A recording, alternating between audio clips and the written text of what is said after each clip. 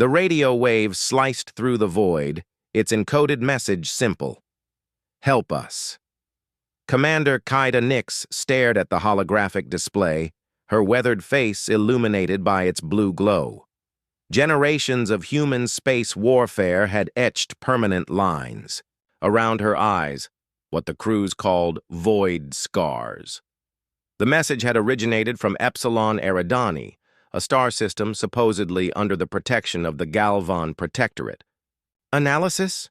She asked, voice cutting through the hushed tension on the bridge of the TDF Nemesis. Lieutenant Vorin Trist, a lanky comms specialist with augmented neural pathways visible as silver traceries beneath his skin, looked up from his station.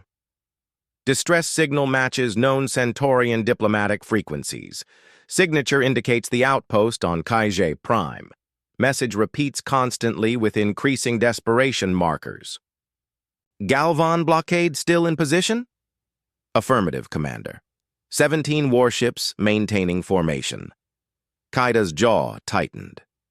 The Galvan, self-proclaimed enlightened shepherds of the galaxy, had spent centuries containing humanity to their small cluster of colonized systems.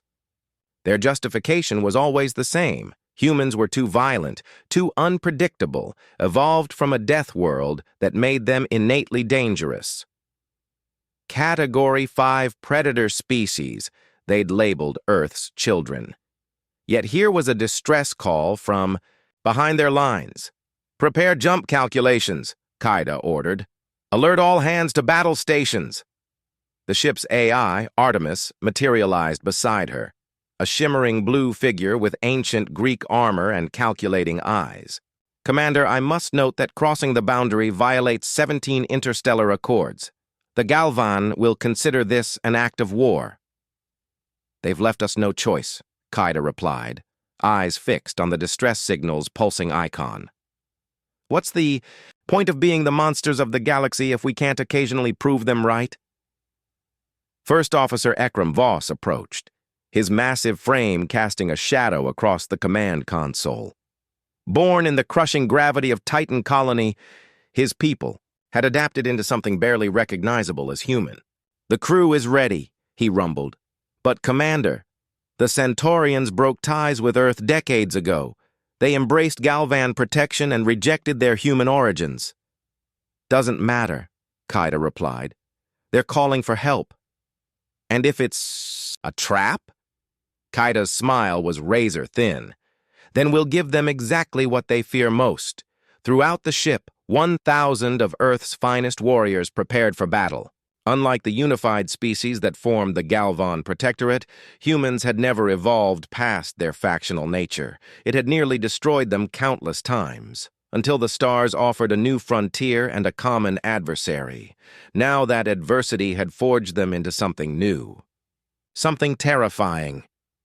The Nemesis's engines hummed with barely contained power, its hull lined with weapons prohibited by every treaty humans had been forced to sign.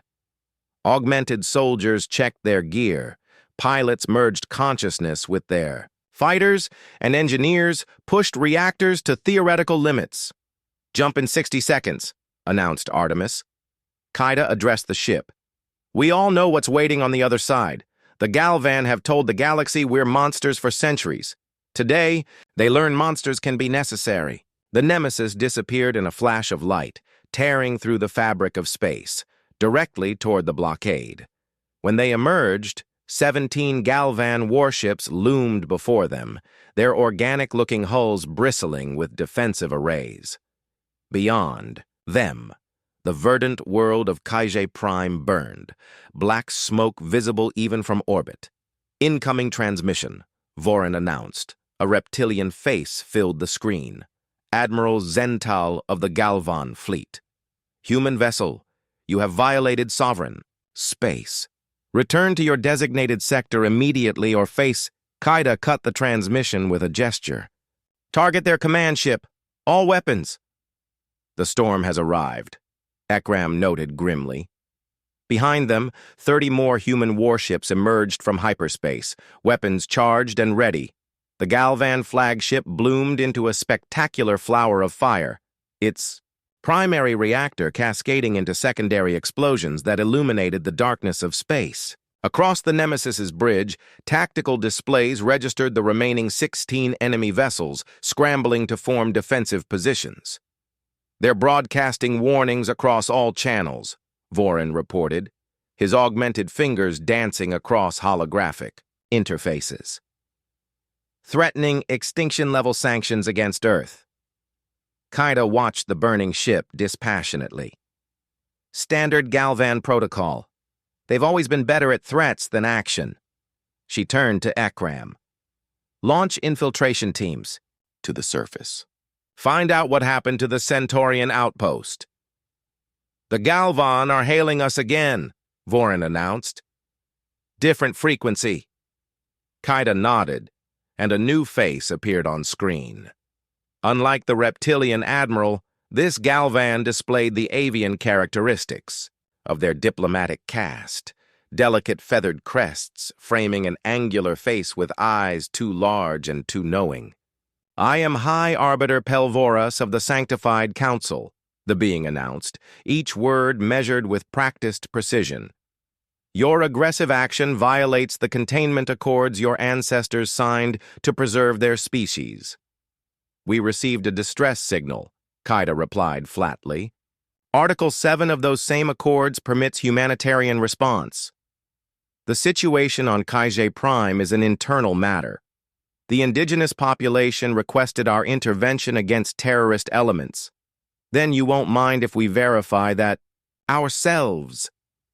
Pelvoras's feathers rippled, a sign of agitation Kaida had learned to recognize during years of forced diplomatic meetings.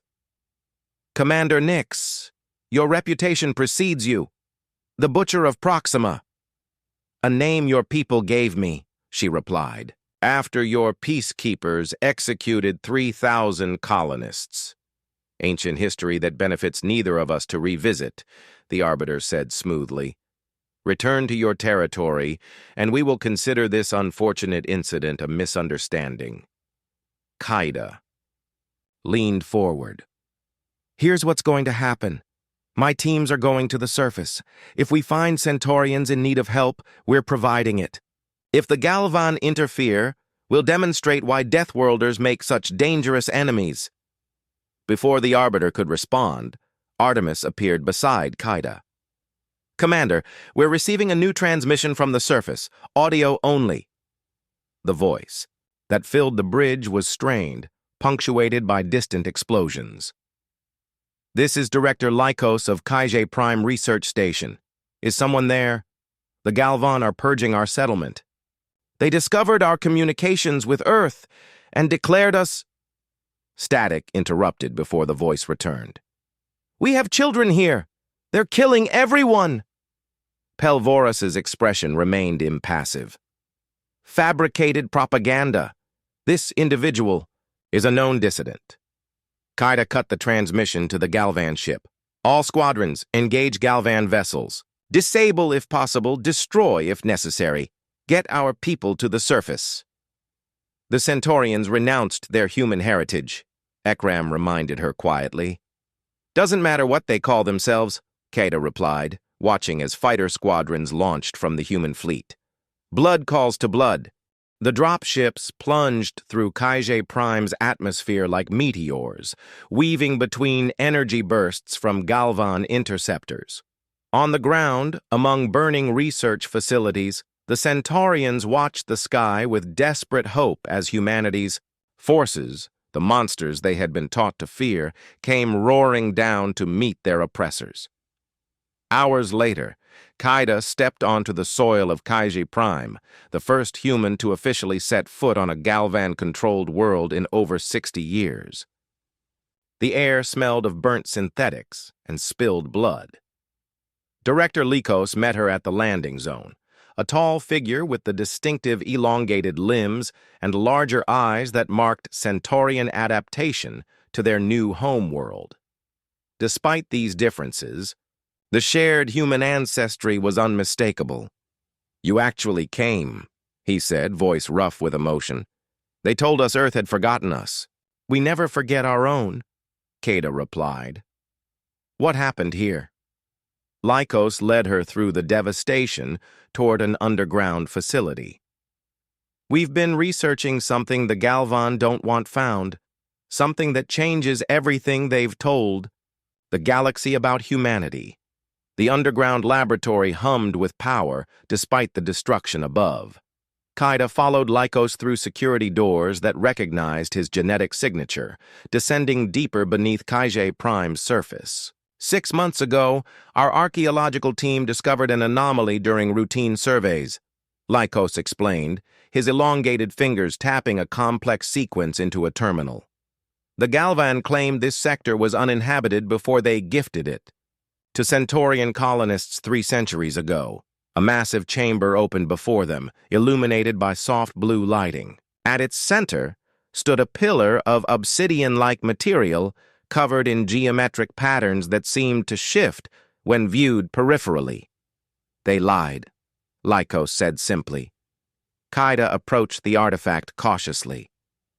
What is it? We call it the monolith. It predates Galvan presence in this sector by at least 50,000 years. And it's not Galvan technology. He paused, letting the implication sink in. The Galvan aren't the ancient shepherds they claim to be. They're newcomers, like us. That's why they attacked, to hide evidence contradicting their origin story? Not just that. Lycos pressed his palm against the monolith's surface, and symbols flared to life beneath his touch. The monolith responded to our DNA, human DNA. It recognized us. Kaida felt a chill run down her spine. What are you saying? Humanity isn't just some accident of evolution on a death world. We were engineered by whoever built this. Lycos's eyes shone with intensity. The Galvan have known this from the beginning. Their containment policy was never about protecting the galaxy from us. It was about containing what we might become. The far side of the chamber, a holographic display activated, showing star charts and genetic sequences in an alien configuration. Among them, unmistakably, was Earth, marked with a symbol that resembled a crown. We've only decoded fragments, Lycos continued, but the monolith contains information about genetic manipulation, technological blueprints far beyond current understanding, and star maps to systems the Galvan have declared forbidden.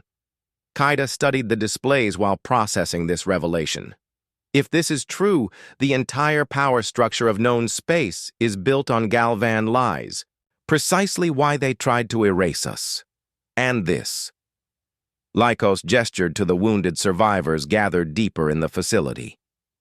We managed to transmit encrypted data packets to 3 other human frontier colonies before the attack began. The truth is out there now. Artemis appeared beside Kaida, her holographic form interfacing directly with the alien technology. Commander, I'm detecting unusual energy fluctuations within the monolith. It appears to be awakening. The artifact's surface began pulsing with light that coursed through its geometric patterns like blood through veins. The entire chamber trembled. This is unprecedented, Lycos whispered. It's never responded like this before.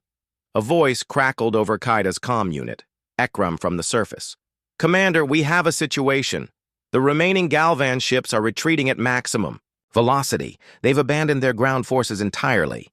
They're afraid, Lycos realized. They know what's happening. The monolith's light intensified until it was nearly blinding. From its surface, a beam shot upward, punching through rock and soil toward the planet's atmosphere. The entire facility shook violently. Evacuation protocol, Kaida commanded, helping injured Centaurians toward the exit. Everyone out! As they fled the chamber, Artemis remained connected to the alien artifact, her holographic form absorbing data at impossible speeds. Commander, she called, her voice distorted. You need to see this. On every display in the facility, the same message appeared in ancient human languages: Sanskrit, Proto-Sino-Tibetan, Linear A, translated in real time by Artemis, the children. Have returned. The harvest approaches. The architects will rise again.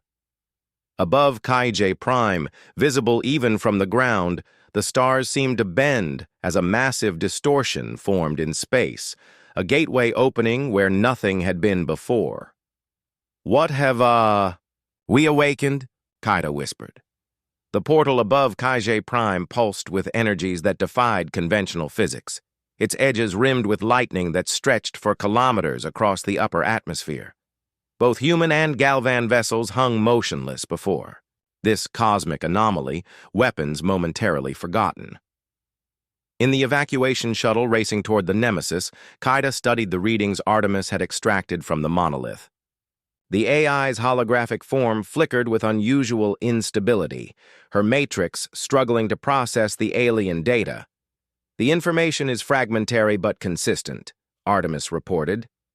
"Approximately 250,000 years ago, an entity the monolith refers to, as the architects seeded multiple worlds with genetically engineered species." "Including humans?" Ekram asked, his massive frame dwarfing the shuttle's command chair. "Correct. But humans were distinctive, designed specifically for conflict environments.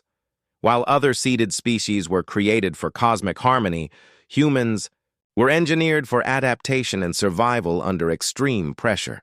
Lycos, bandaging a wound on his arm, looked up sharply. "We were weapons.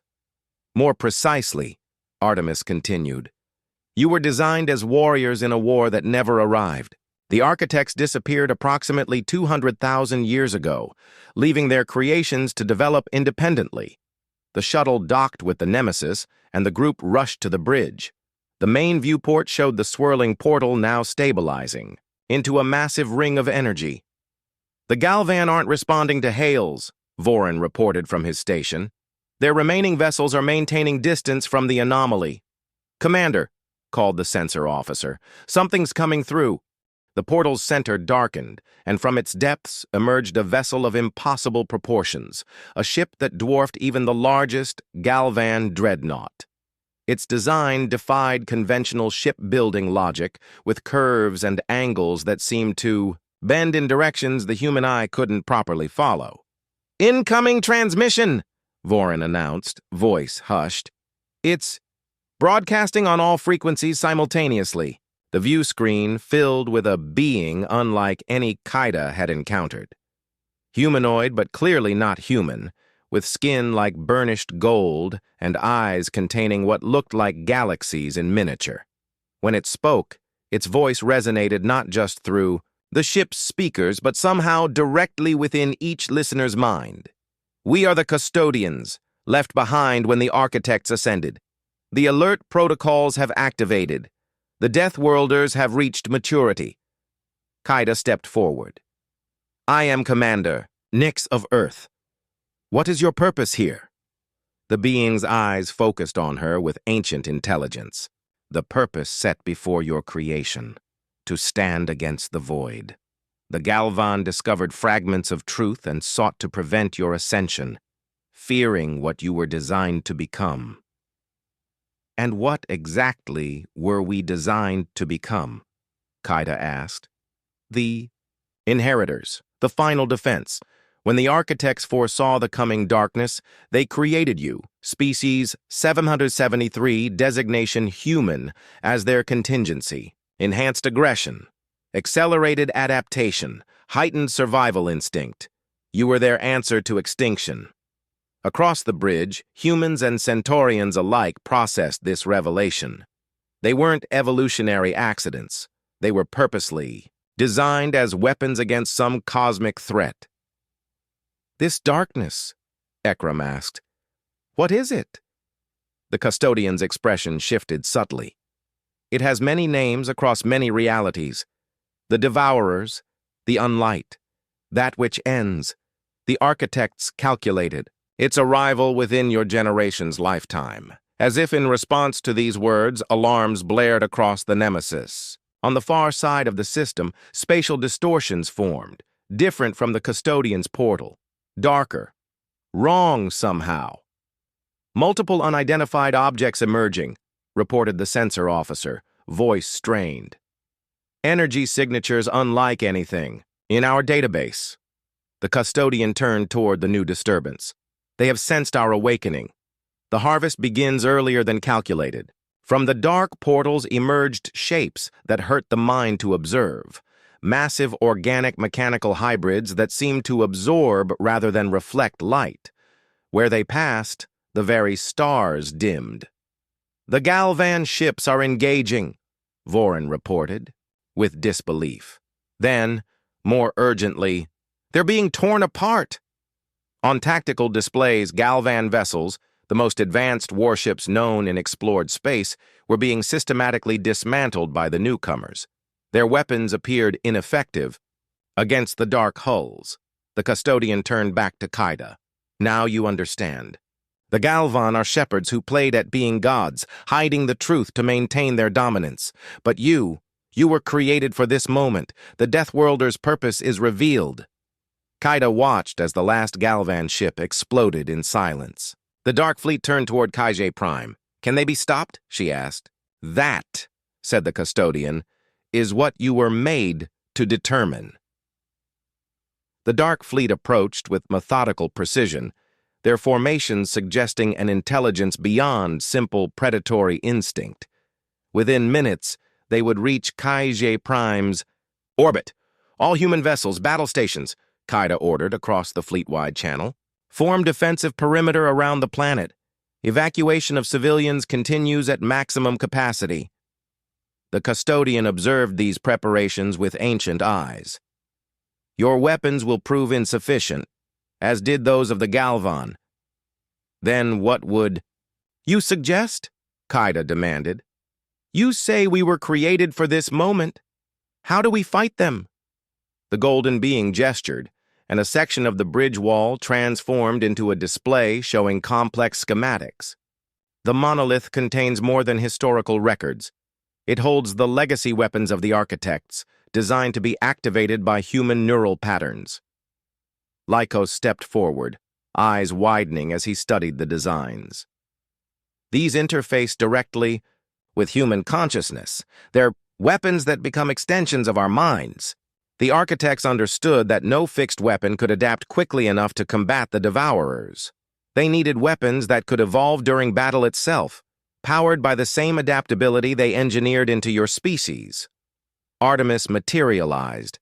Beside the schematics, her holographic form now stabilized as she processed the alien data. "The technology is compatible with our neural interface systems.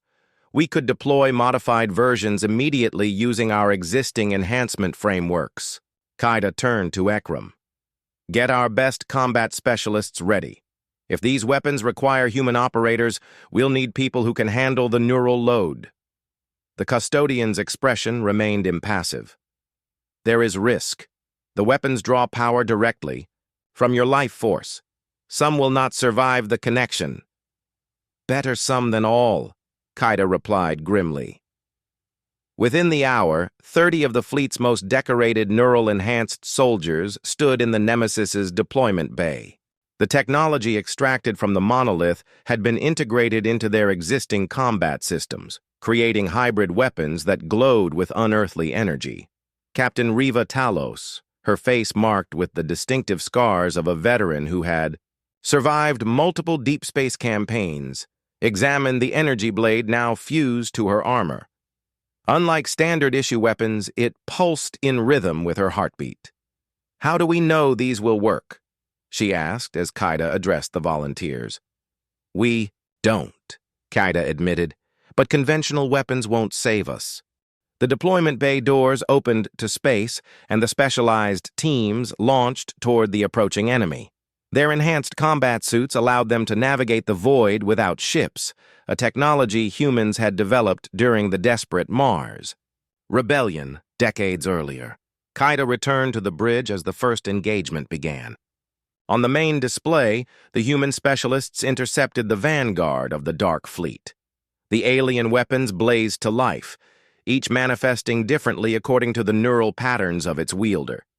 Some became blades of pure energy, others transformed into weapons that fired concentrated bursts of the same force that powered the monolith. They're penetrating the enemy hulls, Vorin reported with astonishment. Our conventional weapons couldn't even scratch the surface, but the dark vessels retaliated with weapons that distorted space itself, creating micro-singularities that pulled matter apart at the atomic level. 3 human specialists vanished instantly, their signals winking out. Yet for the first time, the Devourers encountered resistance they couldn't immediately overcome. The human weapons adapted with each exchange, learning from each attack and defense, evolving as the architects had intended. The custodian observed the battle with growing interest. The seed programming awakens. Your species remembers its purpose. On the tactical display, Kaida tracked the life signs of the fighting specialists. Too many were fading, burning through their life force to power weapons they barely understood. But with each sacrifice, the darkness retreated slightly. We need more, she realized. The entire fleet. Commander, Ekram warned. We don't know the long-term effects of this technology. There won't be a long-term if we fail, Kaida replied. She opened the fleet-wide channel again. All personnel with neural enhancement capability, report for emergency deployment. We've found a weapon that works. Across the human fleet, thousands of soldiers, pilots, marines, even some officers, prepared to join the desperate battle. The Nemesis itself began to glow as Artemis integrated the architect technology into the ship's systems. The ship wasn't designed for this, the engineering chief warned over comms. The power requirements will exceed safe parameters. Then we'll discover what unsafe parameters feel like, Kaida replied, strapping herself into the command chair as the deck plates vibrated beneath her. All hands, brace for direct engagement. The Nemesis surged forward, leading what remained of the human fleet toward the heart of the Dark Armada. As they approached, the ship's conventional weapons were supplemented by beams of pure golden energy that sliced through enemy vessels. From the planet below, the Centaurians watched as human ships, the Deathworlders they had been taught to fear, threw themselves against the darkness that threatened to devour everything. The battle raged for hours, with losses mounting on both sides. The human fleet was reduced to less than half its original strength. But the dark ships were being systematically dismantled by weapons that grew more effective with each engagement. On the Nemesis's failing bridge, surrounded by damaged systems and emergency lighting, Kaida received a transmission from the surface. It was Lycos, his face illuminated by the monolith's pulsing light. Commander, we've decoded the final protocol. There's a way to close their entry points permanently, but it requires a carrier. What kind of carrier? Kaida asked, though she already suspected the answer. A living consciousness must deliver the shutdown sequence directly into their network. The carrier won't return. Kaida looked around at her damaged ship, at the crew who had followed her into this impossible battle. Then she turned to the custodian. Was this also part of the design? This sacrifice? The ancient being inclined its head slightly. The architects believed that true sentience required free will. The choice must be made willingly, or the protocol fails. Kaida stood from the command chair. Prepare the sequence. I'll deliver it. The shuttle approached the largest of the dark vessels, a massive construct that seemed to bend reality around its hull. Inside, Kaida checked the neural interface implanted at the base of her skull, where Lycos had uploaded the termination sequence extracted from the monolith. Approach vector stable, reported Artemis, her holographic form projected from a portable emitter. The enemy vessel's defense systems are focused on our main fleet. Through the viewport, Kaida watched human ships continuing their desperate assault. The battle had intensified as more personnel connected to the architect technology, each weapon growing stronger as its wielder learned to channel more energy through the neural link. The Galvan reinforcements have arrived, Artemis noted with surprise. Indeed, a new fleet of organic-looking ships had emerged from hyperspace, not to flee, but to join the human defenders. Their weapons proved largely ineffective against the Devourers, but they provided crucial distraction as Kaida's shuttle slipped closer to its target. "Interesting," Kaida murmured. "Facing extinction, even they choose to fight rather than surrender." "Most sentient life shares that characteristic," Artemis replied. "Perhaps the architects understood this when they designed humanity not just for combat, but for determination." The shuttle's systems flickered as they passed through the outer defensive field of the massive vessel. Dark energy crawled across, the hull like living shadow, searching for vulnerabilities. 30 seconds to contact," Artemis announced. "The termination sequence is stable, but your biological systems show significant stress. The neural load may exceed survivable parameters." Kaida smiled grimly. "When has that ever stopped us?" The shuttle crashed through the outer membrane of the dark vessel, its reinforced hull tearing into alien material that seemed simultaneously solid and fluid. Emergency systems screamed warnings as atmosphere vented and gravitational forces fluctuated wildly. "Prepare for disconnect," Kaida ordered as she sealed her combat suit. "Upload yourself to the emergency beacon.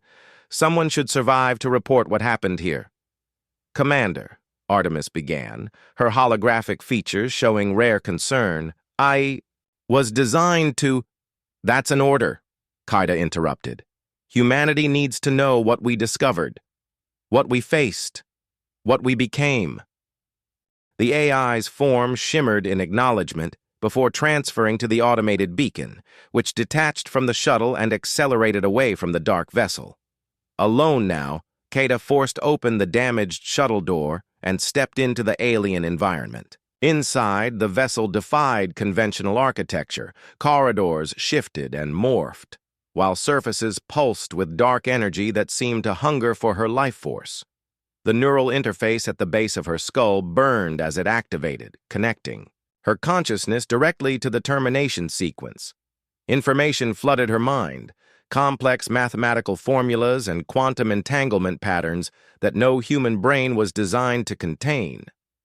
She pushed forward, each step requiring more effort, as the dark energy attacked her suit, her body, her very thoughts. The vessel seemed aware of her purpose now, constricting passages and manifesting defensive mechanisms that resembled twisted versions of biological organisms. In her neural display, a countdown showed the sequence progressing, 95% complete, 96%, each percentage point requiring more of her life force to process. Through fleet communications still functioning in her helmet, she heard reports of the battle outside.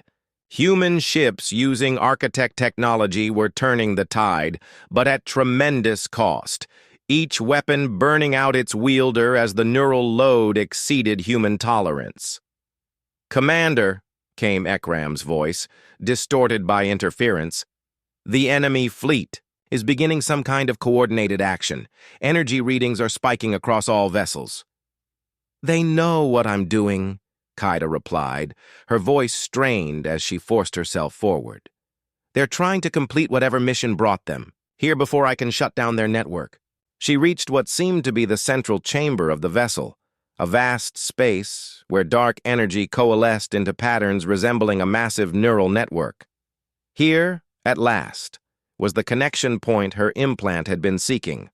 The termination sequence reached 99%, and Kaida felt her consciousness beginning to fragment under the strain.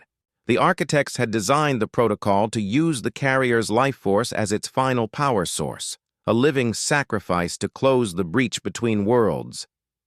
Humanity was created for this moment, she whispered to herself, not just as weapons, but as guardians. With her remaining strength, Kaida connected directly to the dark neural network. The termination sequence flowed from her mind into the alien system, a virus designed by the architects millennia ago, carried by their chosen inheritors. Pain beyond description cascaded through her as her consciousness became the conduit between worlds. She saw in that moment the true nature of the devourers, not simply predators, but entropy incarnate, the inevitable heat death of the universe given form and purpose. and she understood why the architects had created humanity on a death world. Because only those who evolved in constant struggle could possess the will to face oblivion and refuse its embrace. Throughout the Dark Fleet, vessels began to convulse as the termination sequence spread through their network. The portals that had brought them began to collapse, the dark energy fueling their existence redirected by the Architect Protocol. On the Nemesis, Ekram watched in awe as the enemy fleet disintegrated, their matter converted into energy that sealed the spatial rifts behind them. "The commander?" he asked, though he already knew the answer. No response came from the massive vessel, which imploded with a final burst of dark energy that momentarily outshone the system's star. In the aftermath, as human and Galvan ships regrouped around Kaijay Prime, the Custodian's vessel approached the Nemesis. "The cycle is complete," the ancient being communicated. "The Deathworlders have fulfilled their purpose." "At tremendous cost," Ekram replied bitterly.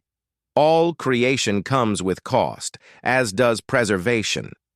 The architects understood this when they seeded your world, that the strength to preserve life must sometimes come through understanding death." From the planet below, Lycos reported that the monolith had gone dormant, its purpose apparently fulfilled. The Centaurians and remaining human forces began recovery operations, working alongside Galvan survivors who now faced a shattered understanding of their place in the cosmos. As the emergency beacon carrying Artemis was recovered, the AI delivered. Commander Kaida Nix's final log entry, recorded moments before impact with the alien vessel. "We came in response to a call for help, carrying the weapons of our Death World heritage. The Galvan were right to fear us. They simply misunderstood. Why? Humanity wasn't designed to conquer the stars, but to defend them. Remember this truth when you look to the darkness beyond our worlds. We are not the monsters of this story. We are its guardians." Across human space, as word spread of the battle at Kaijay Prime, opinions about humanity's place in the galaxy transformed. The Deathworlders had brought weapons, yes, but also salvation. The storm they had summoned had broken against the very purpose of their creation, and in that breaking, a new dawn emerged for all sentient life. When the Galvan Protectorate eventually reformed, they did so as equals, not overlords. The truth of the architects became common knowledge, and the technology they had left behind was studied rather than feared. And at the site where Commander Nix made her final stand, a memorial was erected, not of stone or metal, but of living, bioluminescent organisms that pulsed with the same golden energy that had powered the architect weapons. Its inscription, written in every language of known space, read simply, "Instead of extinction, the Deathworlders brought hope."